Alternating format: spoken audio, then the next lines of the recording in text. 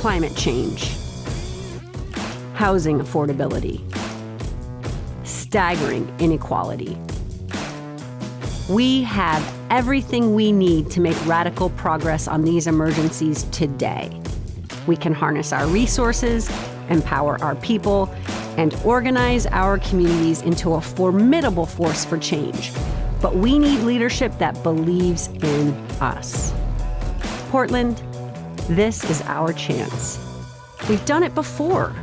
When other cities slipped into sprawl, Portland chose a different path and set forth to protect the environment for future generations. We built a vibrant city center connected by transit to walkable neighborhoods, ripped out parking garages to construct public plazas, and demanded a thriving democracy for all. We need to trailblaze again. So why aren't we?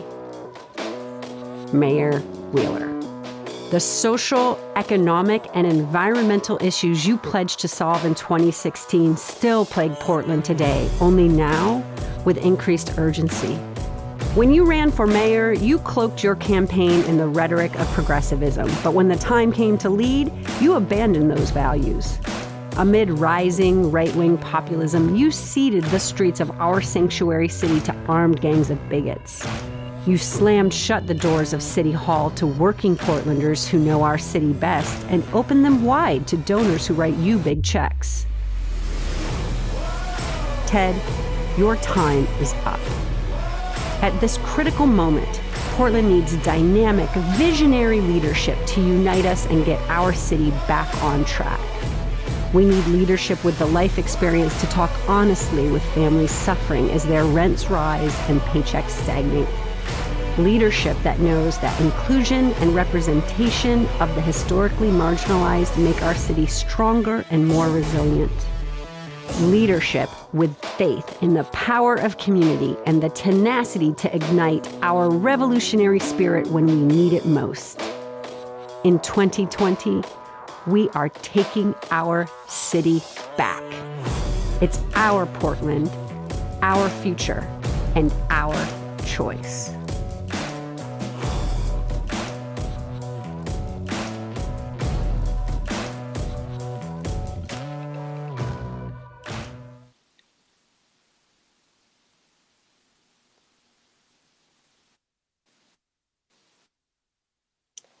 Hi, everybody. It's Friday. Do the weekends even matter under COVID? I'm not sure. I think for some of you, they probably still do. Whatever the case, it was a beautiful day. And whatever you're going through, I hope that you found a few moments to look around, find something to bring you joy, connect with someone, and make sure that you're being taken care of. I know that these times can be kind of challenging. I hope we can take a few moments tonight to talk about what's going on with this campaign, what's going on in our city, and maybe just connect with each other virtually, even though we can't be together face to face. For me as a candidate, one of the things that's kept me going is being able to connect with Portlanders through this campaign, even though we're mostly sheltered in place. For those of us who are out working or working from home, I know it can be challenging, but we're keeping connected and staying on track, making sure that we're taken care of, that people have their needs met, and that we're doing the best to carve out a better future, even in the midst of a global pandemic. For most of you, ballots have arrived, and it's that little Oregonian point of pride that we already have vote by mail with prepaid postage, as we see other states around the US working to figure out how they're going to host elections this fall. We get to look at our ballots on our kitchen tables and say, I'm going to take a moment to browse my voter's pamphlet and think carefully about my choices for our future. I know that our team has been working double time to make sure that folks who've not yet returned their ballots return their ballots, to connect with people who are undecided. I was able to talk with a lot of voters this afternoon, and we talked about their questions with regard to homelessness solutions, the city budget. What are we going to do about the Portland police? What are we going to do about housing affordability? A lot of people were swearing at me sometimes about the way things are currently going and some dissatisfaction with some of the current policies coming out of the Portland mayor's office. So we were able to kick it up a notch to be a little bit more optimistic about the future.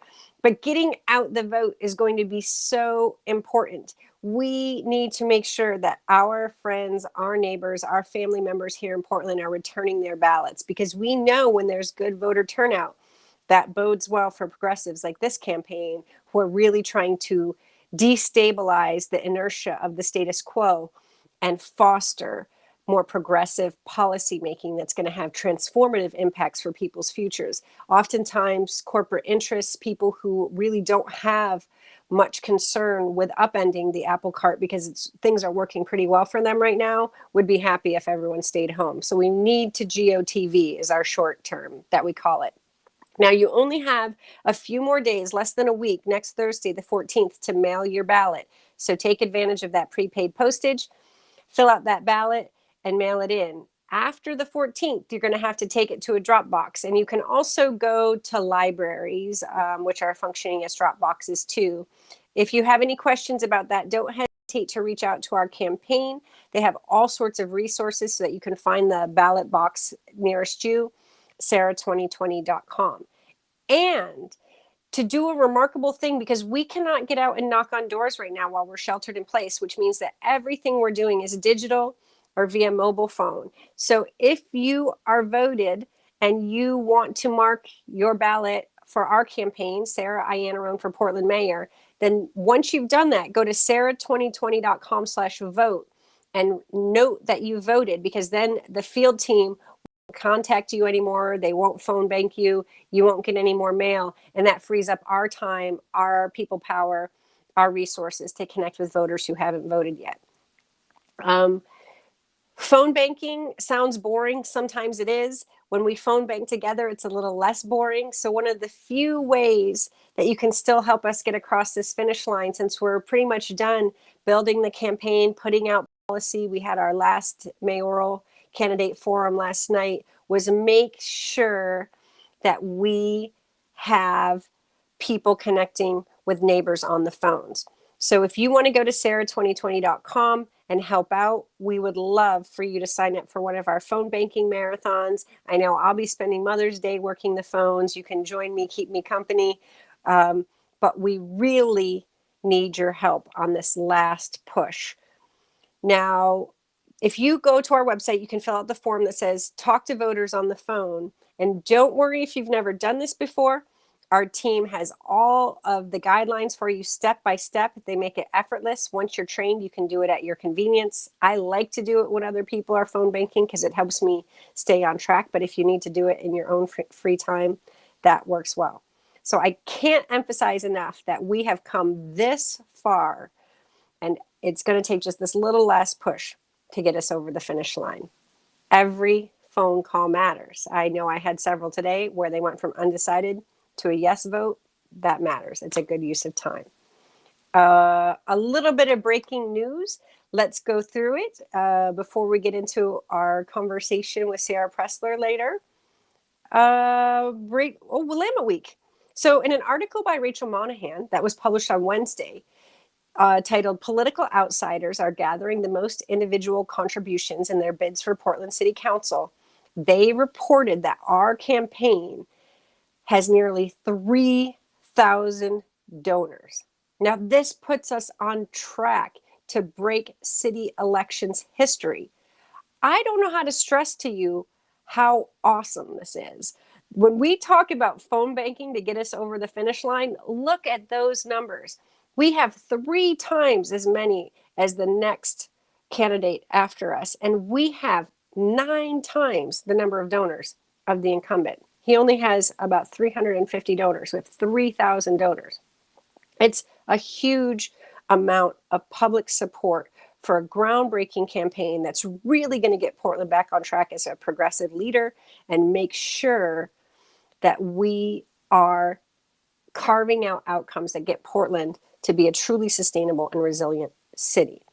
Now, those 3,000 people represent voters, but we need to make sure that every single one of you who's contributed to this campaign, again, is signed up to phone bank, to connect with your network, to figure out how to keep that momentum going so that we can get through this primary in 11 days and make sure that we're forcing a runoff for the city of Portland. I've been doing conversation with folks on their Instagrams. So if you're a quote unquote influencer, or consider yourself one, I suppose, or maybe even not, but you have your friend circle that you want to pull together and the people that you influence, invite me to pop by. I had some great conversations with the cannabis industry already. We're going to be talking to people in different fields, and it's a great way to get me into your network without having me over to do a house party, since we can't do that.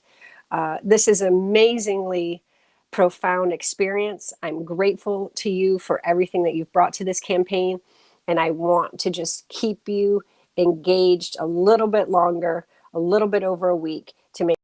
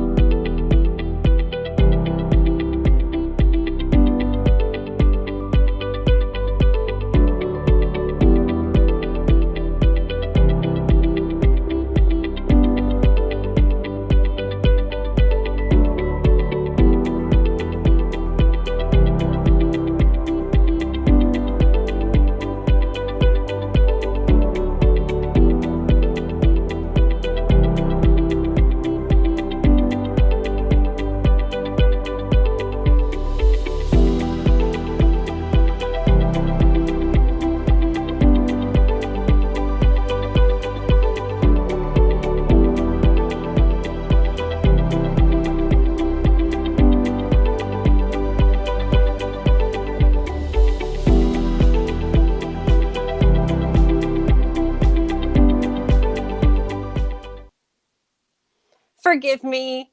Sorry about that. I do try to stay on with good broadband, but it's not always easy. I know people are streaming a lot, so we'll do our best to keep you uh, in the loop from here on out. So, as I was mentioning, we've done a great job building momentum on this campaign. And one of the ways that we've been able to do that is through our small donor campaign. And we have thought very carefully about making sure that our uh, effort here is accountable and transparent to the public. There's been some breaking news on that front. This has become a bigger issue than we imagined it would be when we started out, because we assumed, wrongfully so, that when laws were passed and decisions were made, then people running for office would adhere to them. But you all know we've been challenging the incumbent when it comes to accountability and transparency over the course of this campaign, especially for his gross violations of campaign finance laws. It turns out that if you hold his feet to the fire on that, he's going to retaliate. So I'll give you a little bit of backstory. Some of you may remember 2 weeks ago when the auditor found that the Mayor Wheeler was in violation of campaign finance laws for not including proper disclosures on his campaign materials as required by Measure 26-200 that we passed by 87.4% of the vote. Well, Wheeler, when we were on a mayoral forum on K2, basically shrugged that off and said, well, everybody's out of compliance, so no big deal.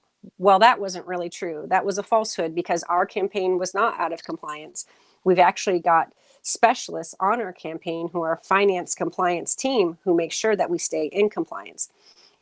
But we didn't just need to take to Twitter to say, hey, you're wrong about that, Mayor Wheeler, because the very next day after that K2 debate, the auditor's office released a statement actually correcting the mayor's claim, which said, no, not every candidate is in violation of the regulations, as you stated, Mayor Wheeler. For example, some campaigns don't even have large donors that they need to disclose. And some of the things that you're talking about aren't even subject to this rule. So in other words, you might want to familiarize yourself with the campaign finance regulations and get yourself in compliance with them. Well, I don't think he thought too much of that, because 2 weeks later, the auditor is now fighting for independence of her office and posted this to Twitter this afternoon. You can tell Portland City Council members to uphold their oaths to support the city charter and respect the auditor's office. The mayor's proposed budget violates the city charter and undermines the auditor's independence. Please comment before May 20th. Now, I don't know about you, but I think Portland would be better off with a mayor who doesn't retaliate when someone points out that they're wrong. Maybe even a mayor who respects the will of the voters in the first place. Stay tuned for this. There's a lot of popcorn emojis showing up in those comments, because what happens as this plays out is going to be an interesting development, to say the least. The role of the Portland auditor is always a tenuous one in how that office is administered. They need to stay independent, but being contingent on the mayor's discretion for their budget poses some serious challenges. And so we're looking forward to Mary Hall Caballero holding Mayor Wheeler accountable on that, and we wish her the best. Yes, other topics, just I'll go through quickly since we lost a little bit of time in the gap. The Portland Mercury endorsed our campaign. I thought it was fantastic, for me especially, because the Portland Mercury had endorsed my campaign back in 2016. And it really was instrumental in getting a foothold then so that we could grow the campaign that we have today. You know, we only came in third place in 2016.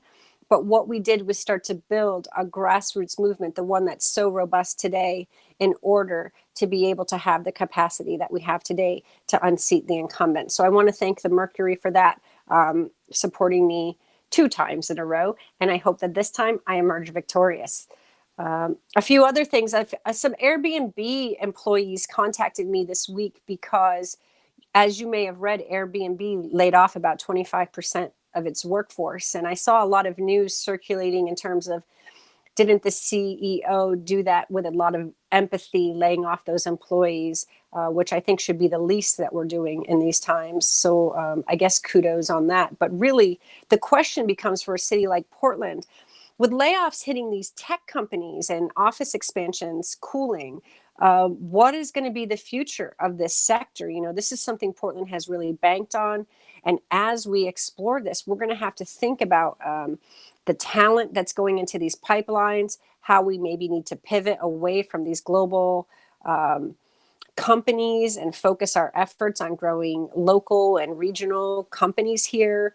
What is it going to mean for our tech ecosystem? So I'm going to be having some conversations later in the week with experts about that. I'll be going on their Instagrams for live streams with them. I've been on with the cannabis industry as well. So if you have some topics that you want to discuss and you want to have me on your Instagram live stream or a conversation like this, don't hesitate to reach out to my team at ciara2020.com and let them know, and we can talk about that. The governor is talking about reopening Oregon, and that is something that is coming with a lot of controversy. We're seeing that in cities around the U.S. and in states around the U.S. What does it mean when the urban-rural divide comes into stark relief? What does it mean when the blue areas versus the red areas have different approaches? What does it say for a state like Oregon, where we have those divides playing out here in Multnomah County and city of Portland, and people are pushing on the governor? Especially I've been working a lot with the Independent Restaurant Association and independent restaurateurs as they're trying to carve out what is life going to look like in the post shelter in place, but still socially distanced COVID future. I know that the restaurant that I founded back in 2006 actually closed permanently this week. It was a huge blow to our family. It was a huge blow to our neighborhood. This has been a neighborhood center since we opened, in terms of the brunch place being the place where your neighbors come, not just to eat, but to commune and to engage in leisure time. So we were pretty disappointed about that, but the lack of clear communication out of the state about what we could be expecting, the lack of assistance at every level, and just a lack of capacity to adapt to the future meant that my ex was not able to keep that open anymore, had to let the staff go. My daughter lost her job there. And so we're still trying to figure out what comes next. And I know that you can multiply this by the thousands and probably tens of thousands before this is over. And I just hope that we're able to carve out something that works so that we can help preserve what makes Portland so special. That's why I'm so glad Ciara Pressler, the founder of Pregame, was willing to join me today. She's an expert, really, in helping small businesses navigate the complexity of starting up. How do they scale up? How do they reorient themselves in changing times? And she was so gracious to join one of our community conversations this winter. I hope you can go back to the Our Portland podcast and listen to that community conversation if you want a little bit of background. She was gracious enough to join us again to have a conversation about what's going on in her world, what she's learning, what she's working on, and also to think about how can we at least take some opportunities in this moment potentially to help businesses maybe emerge successful on the other side. So Ciara, thank you for joining us. I know you're the editor of Pregame Magazine, the founder of Pregame, the author of Game Plan. You've got a lot of street cred on this front. So we're looking forward to hearing from you today.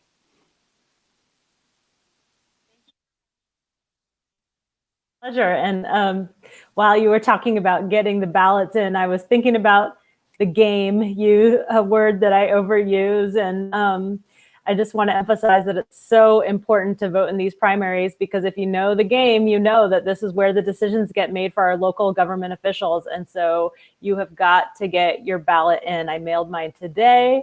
Everybody go out there and vote. These are the officials that affect your day-to-day lives. They really do. I make the case constantly that cities are the locus of where the transformation is going to be happening. And the things that we do here don't even necessarily percolate up to the state level, but they actually are replicated through these global networks of cities and professional networks and technical networks. They circulate around the globe so rapidly that we really have a responsibility to do our very best here in Portland too. So tell me what's going on in your business. Oh, sorry, there's a little bit of lag. No, that's fine. I mean, our business is actually doing quite well in all of this. I credit that to, we're a service business and we're B2B, and we help businesses become successful. And so this is a time where a lot of other small businesses and startups have to pivot, have to rethink their marketing and communication strategy. And that's what we help with. And so we've actually had more clients come through, but we also lost about 20% of our pregame members in March and the beginning of April because of their businesses either not necessarily going under, but having layoffs or extreme budget cuts because of their sectors. And so there's a ripple effect.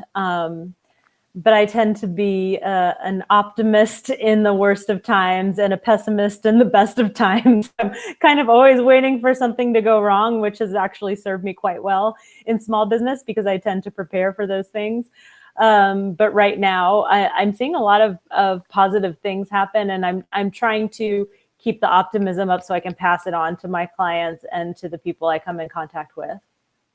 Yeah, we like to call that tactical optimism because one, you have no choice, and two, when you mobilize it, it actually works.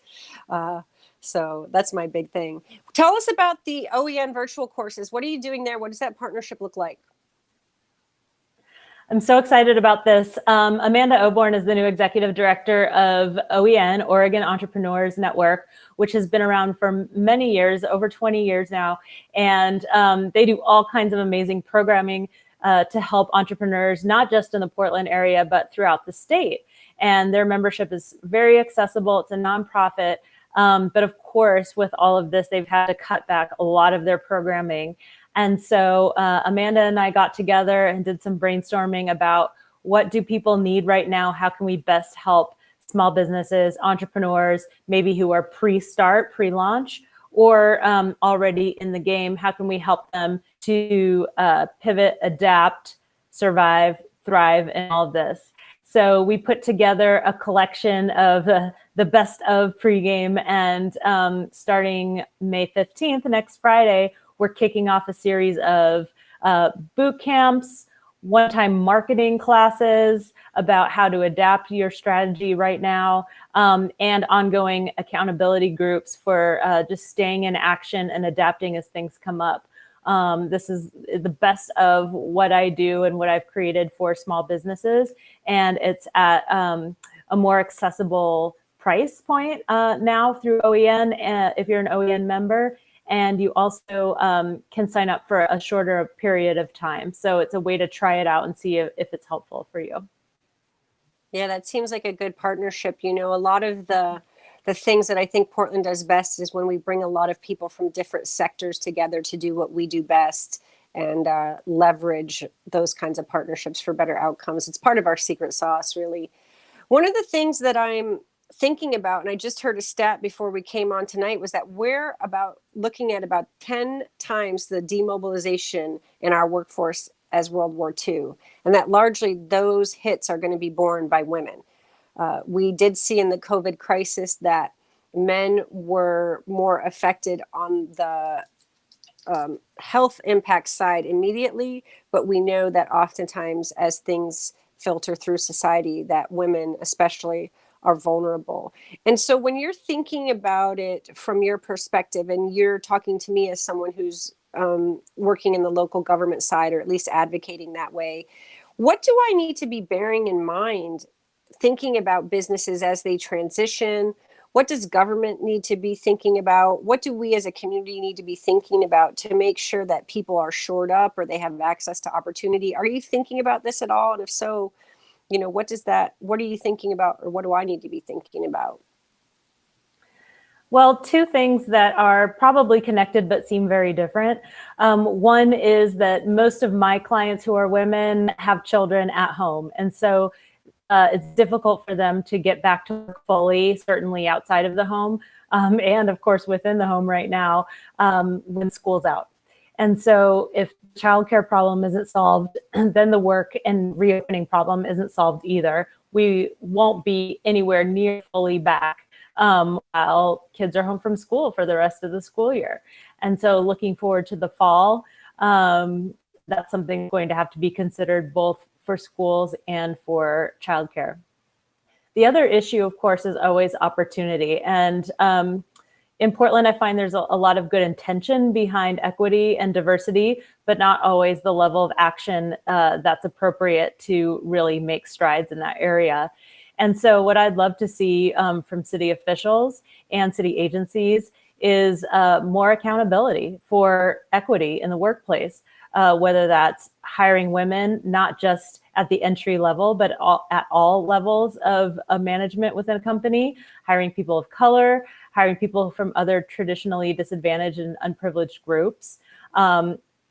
There's a lot of great intention behind that in our area, but not enough action. And I think there just has to be a much higher level of accountability for what that looks like. We tend to congratulate people before they've actually done the work. Let's congratulate people once they've actually created a organizational chart that looks like people from all different backgrounds. Yeah, we went a little hard on this yesterday in our debate hosted by NAMCO and a few other community organizations to talk about advancement in the minority contracting world specifically, but also shared prosperity through economic development. It was really economic development focused. And one of the things that I keep coming back to is these broad claims that the incumbent makes around, you know, I teased him a little bit in terms of Portland means progress. Well, can Portland do more than mean progress? Can we actually achieve progress? And he takes credit oftentimes for the work of others. So claimed that he created the IBRN, which is the Inclusive Business Resource Network, took credit for Pitch Black. Yeah, and I know where she was going with that, so I can speak to that. There are a lot of programs in the city of Portland for equity and for diversity, and that start to create opportunities for people of color, for LGBTQ plus communities, for women. But first of all, the mayor is not personally responsible for a lot of those programs. They're coming from the startup community where people like me, people like the creative professionals in the city, the other small business advocates have an idea. And we get really scrappy and we find a way to make that idea happen. And we're doing it in spite of local government officials or organizations, not because of. And so for any sort of government official to take credit for something like Pitch Black, which is wholly the project of Stephen Green and other people who stepped up to help and sponsor private companies like local restaurant Porque No, which is my favorite Mexican restaurant in Portland, but a place that does a whole lot of giving back to charity and doesn't talk about it. I mean, that to me is setting more of an example of, let's just do what's right, not try to get a reward for it. But I'm going to shout them out right here. And then something like the Inclusive Business Resource Network. I've been critical of that network just because the way it's set up doesn't allow for a lot of flexibility and, again, showing the receipts on who's actually creating change for, really tangible change or creation for startups and for small businesses. I think it's a great intention. I think it's a great start, but I think it would be fairly simple to go a lot further in making sure that those resources are truly helping businesses grow and thrive. And the first part of that, honestly, is vetting ideas. Not every business idea and business model is strong enough to survive. And so I think that's the first place I'd like to see us get better. It's very easy to put up an incubator for businesses and tell people all you need is this business plan DIY to start, but it takes so much more than that to run a small business, as anybody who's ever worked for or run a small business knows. And so we need to start at the beginning with stronger business models and then go through with better support. Yeah, and that really does bring us to the accountability next steps, right? Like rebuilding trust is one thing, but you don't just rebuild trust because you want to. You you rebuild trust through sustained action over time, and a commitment to your word, and a commitment to outcomes. And, I've talked about establishing a director of small business and entrepreneurship, maybe even pulling that out of Prosper Portland, just because I know there's a lot of mistrust there. And even that's not necessarily what they were designed to do. So someone who would really look at that. And one of the things I've called about is that person's job would be to lead on data collection systems, especially in underrepresented entrepreneurs and employers, to scale up their share of the economy. What do you think we need to be measuring as Portlanders in terms of, if we're going to be making concerted investments over time to really grow wealth here, to grow capacity here, to create successful businesses here, what should we be measuring if we did have a single point of contact for small business and entrepreneurship, or someone whose eyes, that was their only thing to watch? That's a great question, and I haven't really heard anyone discuss it publicly. First, I want to say that this is why we're friends, because I've heard you talking about this idea for years, for 4 years. And so when I finally got to be in the same room with you, I pulled you aside and said, this is such a great idea and it's so needed. There are so many small business and startup support organizations in Portland, but the problem is there's too many, and they do so many different things, and there's no central place to go to find out about all of them. And so what happens is small business owners get overwhelmed and they don't know where to go for help, and then they don't get the help they need. So I'll get a call from somebody who actually needs to talk to an attorney. And for example, Lewis and Clark has a great affordable solution for working with an attorney. I'll get email from somebody who needs help with accounting, and that's just not what we do. And so I'm happy to point them in the right direction. But then, it really eats up what we can do to be directing people over to the right resources. So while I'm trying to help everyone I can't help everybody. And so to have a centralized place where people can find that help is so needed, because there are great resources out there, but I don't even know about all of them. So I would love for it to be easy, because we're already busy enough as it is. In terms of measurement, I would like to see what the hires look like. So in the diversity and equity space, what are the hires? Are they being paid equally? And are those hires at every level of the management structure? So it's not enough to have a couple paid interns that are people of color. I want to see people of color all the way up to executive management. And that's for businesses of all sizes.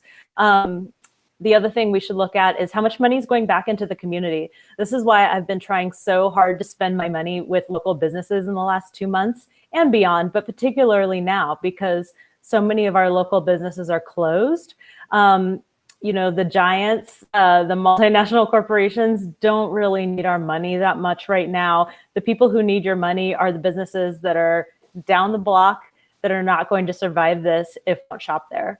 And so knowing that, up to 90% of your dollar stays in the city if you spend it in the city is huge. And that's not just the coffee shop. That's not just the farmer's market. So businesses like mine and a lot of my clients, which are vendors, B2B services, consultants, enterprise solutions, software, technology, education. There's a lot of other sectors that are run by people who live and work and keep their money right here in Portland. And that's how we grow and thrive, and also stay really resilient when a disaster happens, because we're not sending all of our money back out of the city. This is such a huge point for me. I mean, I even think back to the Airbnb, or I've been hearing things from Instacart in terms of labor relations. Imagine if we use the capacity here that maybe Airbnb doesn't need anymore to create local solutions on things like home shares. I mean, I'm sure that delivery by bike services and electric cargo trikes and trucks and all of these things that we want to be making investments in, we can be tapping into local talent to lead that.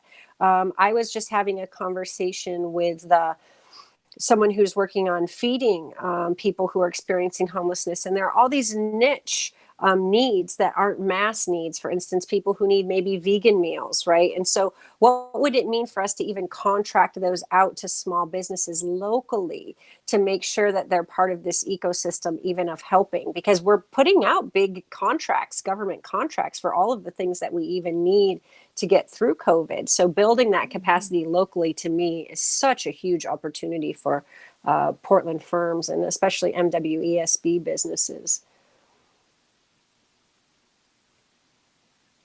This is a huge issue, the contracting. And I've had a few conversations with the governor's office. Pregame, my business is certified as a minority-owned business, a women-owned business, and an emerging small business, which is supposed to give us, maybe a highlight when we go in and bid on a contract that goes out through the automatic system. So basically, when any government agency has a project, they a request for a proposal, and any company could bid on it, right? And the governor has said, you know what, I would like you to use more of these, certified small businesses, minority-owned businesses, women-owned businesses, veteran-owned businesses, emerging. But it's a suggestion, it's not a mandate, and there are no consequences if they don't do it. So guess what happens? Nothing changes. And so this is the kind of thing where I would like to see less of us being, nice and polite, and more of us saying, you know what, this is important, and these are the consequences if you don't do these things. Because when we just suggest something like, hey, maybe stay home, maybe don't go to the coast, guess what happens? Everybody goes to the coast when the weather's nice. So we have to actually have some boundaries around these guidelines for people to do the right thing sometimes. So contracting is a big thing. The city of Portland has its own contracting system. Portland Public Schools has yet another. And, for small businesses, it's very hard to navigate all of that. And so make sure that those dollars for services to our government agencies, those to Portland-based businesses, would be incredible. Another way to keep that business money here in Portland. I do want to say some of this is happening, again, just through innovation and through that entrepreneurial spirit.